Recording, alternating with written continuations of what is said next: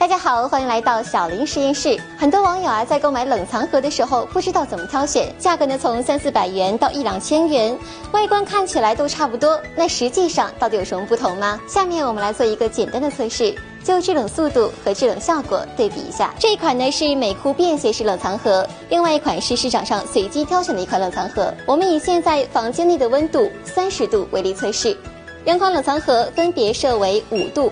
20分钟后，美酷冷藏盒显示屏显示5度，另外一款冷藏盒显示到8度就降不下去了。